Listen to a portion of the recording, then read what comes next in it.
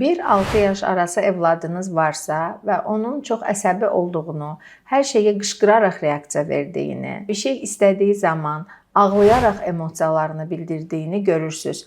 Bu, uşaqlarda bu yaş dövründə tam normal hesab olunan davranışdır. Çünki uşaqlarda bu yaş dövründə emosiyaları idarə edən prefrontal dediyimiz beyində olan sahə tam inkişaf etməmişdir və uşaqların emosiyalarının idarə edilə bilməsi və emosiyalarını düzgün ifadə etməsi üçün müəyyən bir vaxt lazımdır və bu vaxt adətən 6 yaşdan sonra tam olaraq stabilləşir. Bəs hansı hallarda uşaqlarda əsəbilik patoloji sayılır və mütləq həkimə müraciət etmək lazımdır. Əgər uşaqlarda aqressiv davranışlar varsa, ətrafdakılara zərər verə biləcək, özünə zərər verə biləcək davranışlar göstərirsə və bu davranışları idarə etmədə çətinlik çəkirsə və ya öfkə növbətləri keçirir, dayanmadan ağlayır və hər hansı bir yolla onu sakitləşdirə bilmirsinizsə, bu patoloji ola bilər və bu halda mütləq uşağı həkimə göstərmək tövsiyə olunur.